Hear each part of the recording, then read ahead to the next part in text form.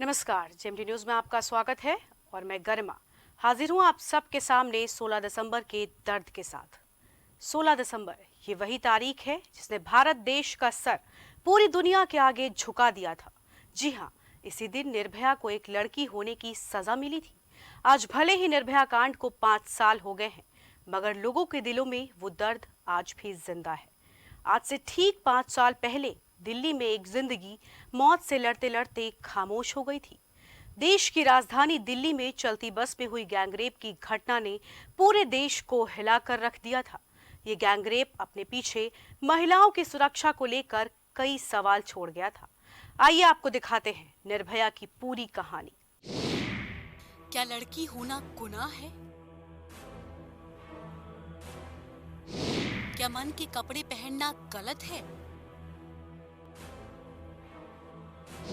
क्या इस देश में लड़कियां खुलेआम नहीं घूम सकती?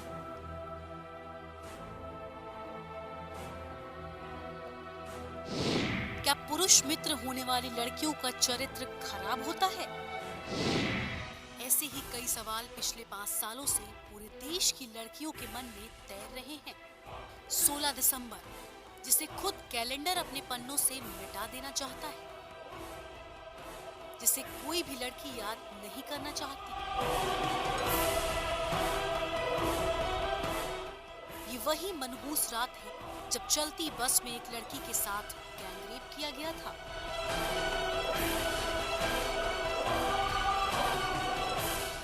एक लड़की जिसकी उम्र महज 23 साल थी, जिंदगी पलके बिछाए जिसका इंतजार कर रही थी।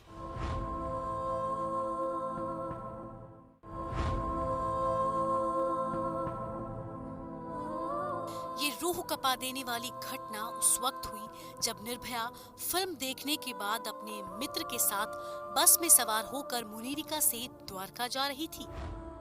उसके बस में बैठते ही लगभग 5 से 7 यात्रियों ने उसके साथ छेड़छाड़ शुरू कर दी। उस बस में और यात्री नहीं थे।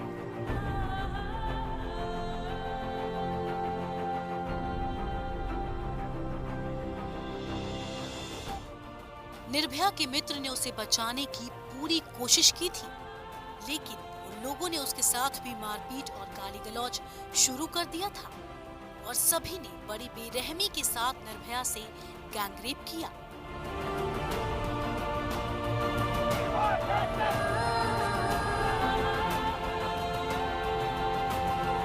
बर्बरता की सारी हदें पार कर दी थी इन दरिंदों ने।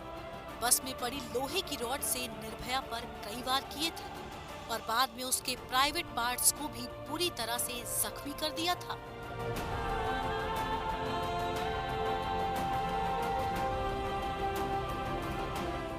निर्भया चीख रही थी, चिल्ला रही थी, रहम की भीख मांग रही थी।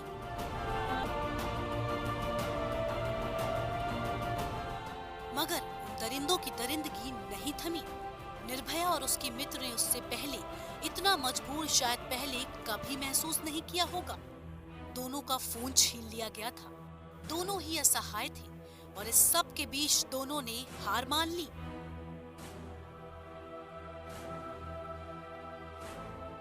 निर्भया का सब कुछ लुट चुका था। इस सब के बाद इन लोगों ने दोनों को दक्षिण दिल्ली के महिपालपुर के नजदीक वसंत विहार इलाके में बस से फेंक दिया, जिसके बाद निर्भया निर्वस्त्र अवस्था में लगभग पूरे 1 घंटे तक सड़क पर पड़ी रही।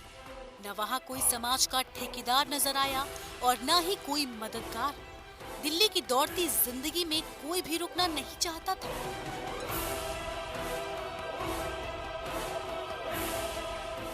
किसी को भी दामिनी का दर्द सुनाई नहीं दिया। हर कोई अपनी दुनिया में मस्त था, मगर उस काली रात ने एक आम सी लड़की को निर्भया बना दिया। उसे कई नाम दिए गए, निर्भया, दामिनी, अनामिका, वेदना। मानो उस रात उससे सब कुछ छीन लिया गया हो, इज्जत, आबरू, यहाँ तक कि उसकी सांसें भी। इस सब के बाद निर्भया को नाजुक हालत में दिल्ली के सफदरगंज अस्पताल में भर्ती कराया गया और यही वो दिन था जब पूरे देश में आंधी आई थी।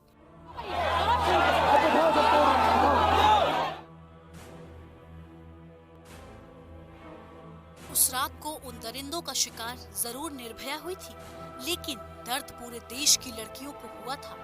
घटना के विरोध में अगले ही दिन कई लोगों ने सोशल नेटवर्किंग साइट्स फेसबुक और ट्विटर के जरिए अपना गुस्सा जाहिर करना शुरू किया। जगह जगह लोग निर्भया के समर्थन में उतर आए। उसके स्वास्थ्य के लिए दुआएं मांगी जाने लगी। एक तरफ निर्भया अपनी सांसों से लड़ रही थी, तो वहीं पूरा देश उसके साथ खड़ा था। जल्द से जल्द आरोपियों की गिरफ्तारी की मांग की जा रही थी। दिल्ली पुलिस ने बस के ड्राइवर को देर रात गिरफ्तार कर लिया और उसका नाम राम सिंह बताया गया था। गैंगरेप की घटना के करीब 2 दिन बाद दिल्ली पुलिस आयुक्त नीरज कुमार ने मीडिया को संबोधित किया और जानकारी दी कि इस मामले में 4 अभियुक्तों को गिरफ्तार कर लिया गया है। उन्होंने बताया कि जिस बस में गैंगरेप हुआ था उस पर यादव लिखा हुआ था और ये बस दक्षिण दिल्ली में आरके पुरम सेक्टर 3 से बरामद की गई। सबूत मिटाने के लिए बस को धो दिया गया था। बस में जाना ही अगर सेफ नहीं है तो फिर कैसे दिल्ली में जी सकते हैं? ड्राइवर राम सिंह ने अपना अपराध स्वीकार कर लिया और उसकी निशानदेही पर उसके भाई मुकेश, एक जिम इंस्ट्रक्टर विनय गुप्ता और फल बेचने वाले पवन गुप्ता को गिरफ्तार किया गया था। इतना ही नहीं, 18 दिसंबर को इस मामले की गूंज संसद में सुनाई पड़ी, जहां आक्रोशित सांसदों ने आरोपियों के लिए मृत्युदंड की मांग की। गृह मंत्री सुशील कुमार शिंदे ने संसद को आश्वासन दिलाया कि राजधानी में महिलाओं की सुरक्षा के लिए सभी जरूरी कदम उठाए जाएंगे। उधर निर्भया की हालत अब भी नाजुक थी। दिल्ली के सफदरगंज अस्पताल में उसका इलाज चल रहा था। पूरा देश उसके साथ था और उसकी हालत में सुधार नहीं हो पा रहा था।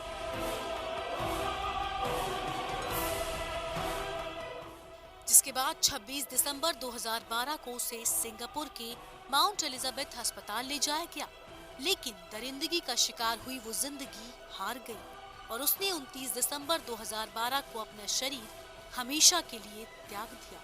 वो सो गई, लेकिन पूरे देश को जगा गई।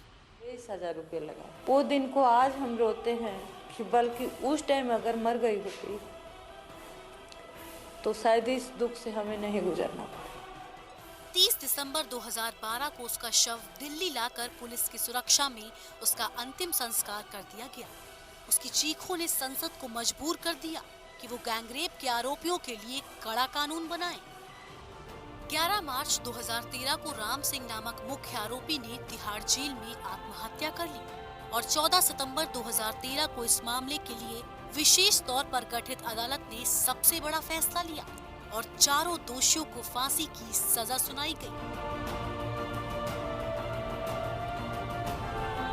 और निर्भया की कुर्बानी को शायद थोड़ा सा इंसाफ मिल गया। उसकी सिसकियां चुप हो गई थी, मगर पूरा देश रो रहा था।